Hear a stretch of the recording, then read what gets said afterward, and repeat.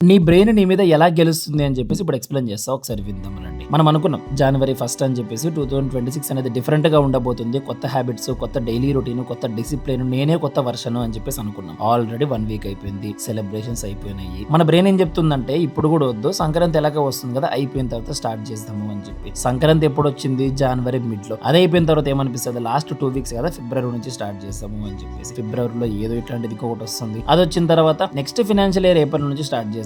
April ఏముంది? Summer వద్దులే, కొద్దిగా రైనీ సీజన్, తర్వాత రైనీ సీజన్ పోతుంది, తర్వాత వింటర్ వచ్చి లాస్ట్ కి 2027 కూడా వస్తుంది. ప్రతి సంవత్సరం ఇదే జరిగేది. దీన్ని మీరు పొర్రపాటున కూడా లేజినెస్ అనుకోద్దండి. ఇది ఏంటిదంటే మీ బ్రెయిన్ మిమ్మల్ని ఒక కంఫర్ట్ జోన్ లో పెట్టి ప్రొటెక్ట్ చేసుకుంటూ వస్తుంది. ఎందుకంటే మన బ్రెయిన్ డిజైన్ చేసిందే మనను పెయిన్ జోన్ లో నుంచి పడేయకుండా మంచి జోన్ లో పెట్టుకోవడము అని చెప్పేసి. ఒకప్పుడు రజనీకాంత్ చెప్పారు, నాకు క్షమించడం అనే పదం అస్సలు నచ్చదని. దానికంటే వరస్ట్ పదం ఏదన్నా ఉందంటే మళ్ళీ చేస్తామన్న పదం.